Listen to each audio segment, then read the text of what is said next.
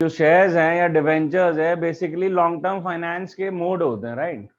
Where as shares जो है they create ownership to the company, whereas debentures create lenders to the company. The process remains same. ये भी small denomination में हम public से पैसे ले रहे हैं, same process से, right?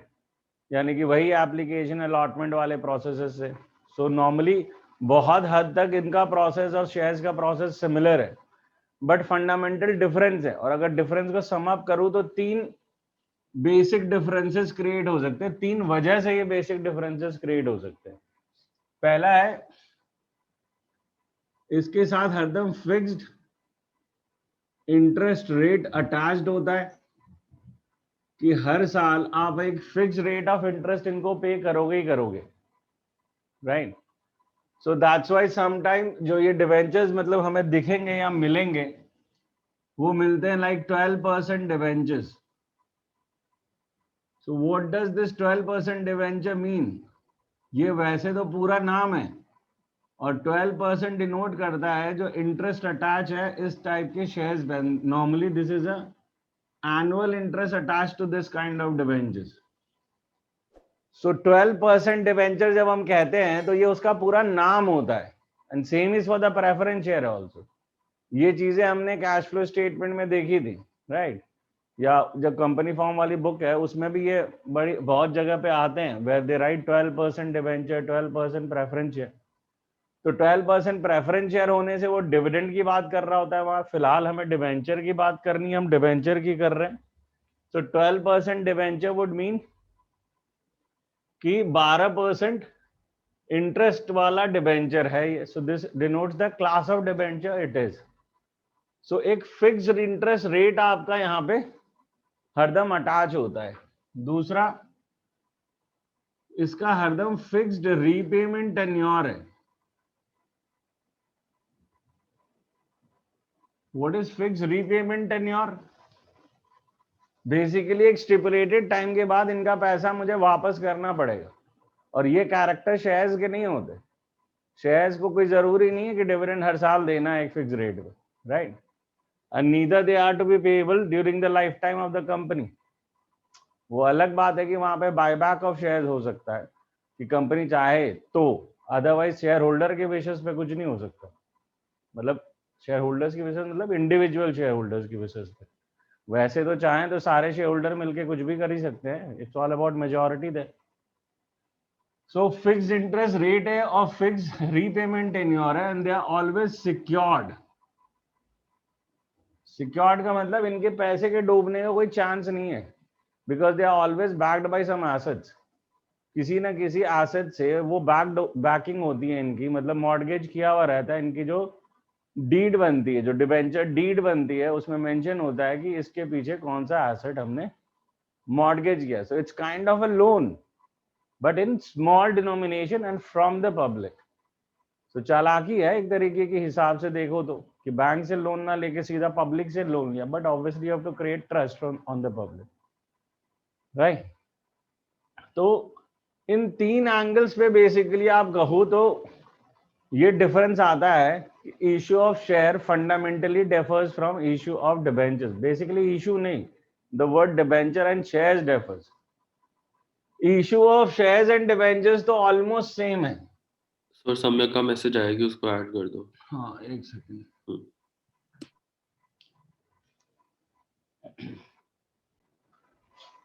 So issue of shares की अगर हम बात करें, मतलब इश्यू ऑफ डिबेंचर्स की अगर हम बात करें तो इसके भी बाइफिकेशन वही दो है जो वहां थी. That is it can be issued for cash and for consideration other than cash. That is हम यहाँ पे पब्लिक को डिबेंचर इशू करेंगे, उनसे कैश लेंगे और दूसरा हम एसेट के बदले उनको डिबेंचर्स इशू करेंगे. इनके नीचे भी हमने जो बाइफिकेशन की थी वो भी एज इट इज है, राइट. यानी कि ये भी इशू हो सकते हैं at par and at premium. मतलब सेम वे से हम जैसे शेयर्स में होता था वैसे ही सेम इशू कर सकते हैं. बट यहाँ जो यूनिक आने वाला है वो है एट डिस्काउंट, कि the debentures can also be issued at discount primarily और ओरिजिनली, यानी कि normally said the shares can not be issued at discount originally. हाँ, री इशू के वक्त वो डिस्काउंट में हो जा सकते हैं, बट ऐसे नहीं हो सकते तुम्हारे डिस्काउंट पे इशू।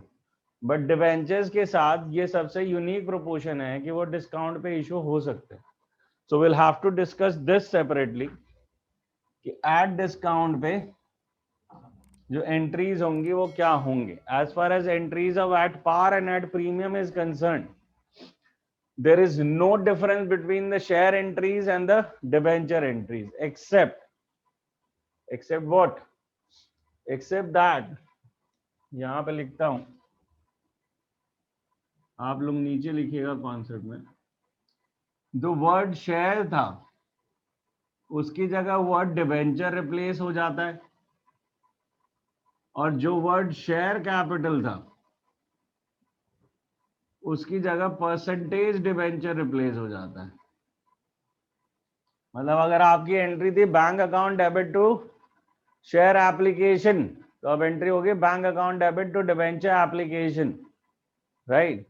एंड नेक्स्ट एंट्री है share application to share capital, अब है debenture application to 12% debenture. Percentage debenture मतलब जो भी आपको क्वेश्चन में परसेंटेज दिया हो, चाहे वो 12% दिया हो, 10% दिया हो, 9% दिया हो, डिबेंचर्स लिखा हुआ, वो सेम आपको बस रिप्लेस करना है।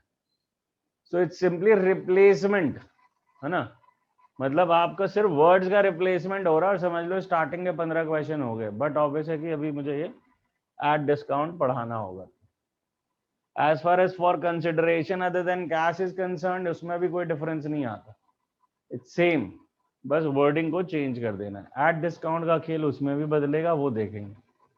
सो फिलहाल overall scenario it's all shares except this part which we'll discuss right now. In case we issue the debentures at discount, तो एंट्रीज में चेंज क्या आ रही है वो देखते हैं हम। at discount again can be of in two ways, basically can be in two ways. पहला हो गया तुम्हारा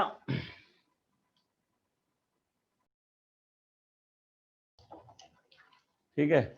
सो बेसिकली सबसे पहले जो डिस्काउंट है उसको समझना होगा कि अगर हमने 10 रुपए की कोई चीज है वो 9 रुपए पे इशू कर दी है, 10 रुपए की फेस वैल्यू की चीज अगर मैंने 9 रुपीज पे इशू कर दी है, तो 1 रुपी का लॉस तो मुझे डे 1 हो चुका है। Discount is what, it's basically loss. ये क्या है मेरा, ये लॉस है, and that has occurred to me day 1। मुझे डे 1 हो चुका है वो नुकसान। अब सिर्फ बात यह है कि मैं जो नुकसान है वो डेबिट कौन सी स्टेज में करूंगा। ये प्रीमियम की तरह की चीज नहीं है कि मुझे मिलना है तो कौन सी स्टेज में मिलेगा। So in normal circumstances the discount is always considered, word लिखा है मैंने, टेकन नहीं लिखा है ना।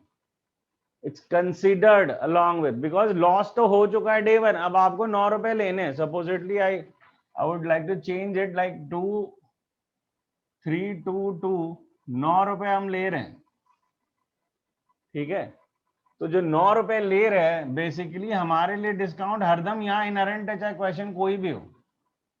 और इसके अंदर ये हम अपने लिए लिख सकते हैं कि 4 - 1 है। 4 - 1 का मतलब ये कैपिटल फिगर हो गया, ये तुम्हारा डिस्काउंट का फिगर हो गया। कि हिसाब से आपने 4 रुपए में से 1 रुपया काट के 3 रुपया मांगा है, क्योंकि अल्टीमेटली आपने दिया 10 का है, तो आपको क्रेडिट कैपिटल को, कैपिटल का मतलब होता है यहाँ डिबेंचर्स, वहां शेयर कैपिटल थी, यहाँ डिबेंचर्स है, तो अल्टीमेटली कैपिटल को क्रेडिट तो 10 ही होना पड़ेगा ना बुक्स में।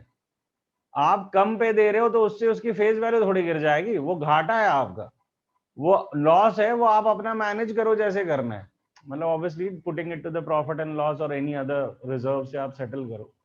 बट अभी क्या प्रॉब्लम है, अभी प्रॉब्लम है कि इसे कंसिडर कहां करोगे जब जर्नल एंट्री पास करोगे। तो हम हरदम इसे कंसिडर करेंगे अलॉटमेंट एंट्री में, तो चेंज क्या आएंगे? तो पहली एंट्री हमारी है, सॉरी यही एक सबसे बड़ी प्रॉब्लम इसकी है, that is we come back to share, that is debenture application, debenture allotment account debit, debenture allotment account debit to relevant percentage debentures, sorry we have discount, so discount on issue of debentures would be debited separately. So discount on issue of debentures, and you have to write it in full, it will be debited to relevant percentage debentures. So you are just changing the wordings, आप सिर्फ wordings को change कर रहे हो. So debenture allotment कितना होगा? 3 रुपया मांग रहे हो आप, ये तो उतना ही है ना, तो अभी भी प्रोसीजर वही है कि ये तो 3 रुपए का है, डिस्काउंट 1 का है और आपकी कैपिटल गई है 4 रुपीज की, आपका जो फंड गया है वो 4 का गया है, राइट? तो इस बात का ख्याल रखना है आपको कि 3 आप मांग रहे हो, जिसमें जिस 3 जो मांग रहे हो वो तो अलॉटमेंट है, क्योंकि वो इंस्टॉलमेंट का मनी हो, इंस्टॉलमेंट अमाउंट होती है, अलग से डिस्काउंट 1 रुपए का, टोटल कैपिटल 4 गए. परसेंटेज डिवेंचर में टोटल में आपको 10 रुपए डालने होंगे ना, तो आप इससे तो सिर्फ 9 रुपए डाल पाओगे, तो 1 रुपया कहीं से तो डालोगे, वो यहां से डलता है. तो ये एक्सेप्शनल पॉइंट हो जाता है कि डिस्काउंट आपको एंटर करना है. दूसरी एंट्री जो होगी वो आपकी नॉर्मल चलेगी, that is bank account debit to debenture allotment, and that would be for what amount? That would be for 3. उसका 4 से कोई लेना देना नहीं है कि अलॉटमेंट हमारा जो था वो 3 का ही था, राइट? अलॉटमेंट जो था वो हमारा 3 का ही था, जो हम पैसा मांग रहे बाजार से.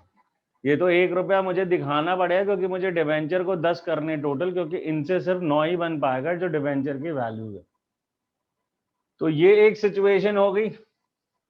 दूसरा हो गया when full amount is called on application, यानी कि पूरा पैसा हमने एप्लीकेशन में ही मंगवा लिया, जो कि नॉर्मल सिचुएशन है डिबेंचर के लिए, क्योंकि डिबेंचर सिक्योर्ड होते हैं, तो किसी के लिए भी इसमें इन्वेस्ट करने के लिए बहुत ज्यादा थॉट नहीं लगता, या कोई और ऊपर से मॉर्गेज होता है तो कोई थॉट प्रोसेस इतना ज्यादा नहीं लगता, तो उसमें ये स्टेजेस बनाने की जरूरत नहीं पड़ती, क्योंकि आप ऑलरेडी लोन ले रहे हो और इंटरेस्ट वगैरह प्रोवाइड कर रहे हो. So normally at one go हमारे को पैसे मिल रहे होते हैं मैक्सिमम केसेस में, जहां तक डिबेंचर की बात है. करना चाहें तो वो ये भी कर सकते हैं, उसमें कोई प्रॉब्लम नहीं है. That is they can create stages, that is application allotment calls, but normally one go में हमारे को पैसे मिल रहे होते हैं. तो उसकी एंट्री क्या होगी? वन गो का मतलब आपको 9 रुपया मिल रहा है, जिसमें 10 - 1 है, ये बेसिकली आपकी स्टेज है. तो आपकी जो फर्स्ट एंट्री है that is bank account debit to debenture application and allotment हो जाती है. जब भी हम एक स्टेज में पैसा मंगाते हैं तो हम इसे एप्लीकेशन अलॉटमेंट कहते हैं, और हमें मिलेगा पर डिबेंचर्स 9 रुपए. ठीक है, अब ये ट्रांसफर करना है हमें, तो basically debenture application and allotment account debit, फिर साथ में डिस्काउंट अब यहां डेबिट होगा, जैसे प्रीमियम वहां क्रेडिट हुआ करता था सेकेंड एंट्री में, that is discount on issue of debentures and no shortcuts. ये शॉर्टकट्स मैं लगा रहा हूं, आप लोग नहीं लगा पाओगे, ये जो एप्लीकेशन अलॉटमेंट में शॉर्ट कर जाता. टू रेलेवेंट परसेंटेज डिबेंचर्स, जो भी उनका नाम दिया है, तो 9 रुपए का था, 1 रुपया हमने डिस्काउंट में डाला और 10 रुपया मुझे पहुंचाना है debentures. So the process still remain same, simply premium जो है वो क्रेडिट हुआ करता था और डिस्काउंट डेबिट होगा, बट डिस्काउंट का डेबिट स्टैटिक है, क्योंकि डिस्काउंट जो है रोज रोज या हर स्टेज के अकॉर्डिंग चेंज नहीं होने वाला. डिस्काउंट तो लॉस है जो कि डे 1 हो चुका है मुझे, right? Discount is a loss which has already occurred to me on day 1. It's just that कि किस पॉइंट ऑफ टाइम पे मुझे उसे डेबिट करना है. तो ये या तो यहाँ डेबिट होगा अलॉटमेंट के साथ, और अगर एट 1 को मंगा रहे हो तो वो यहाँ डेबिट होगा. That is the change. और बाकी बेसिक चेंज हमने एंट्री में यही करी कि शेयर की जगह वर्ड डिवेंचर अप्लाई किया और शेयर कैपिटल की जगह वर्ड परसेंटेज डिवेंचर. ठीक है, so the process is done. और इससे काफी क्वेश्चन एक्चुअली स्टार्टिंग के 15-20 क्वेश्चन हो जाते हैं इसी से.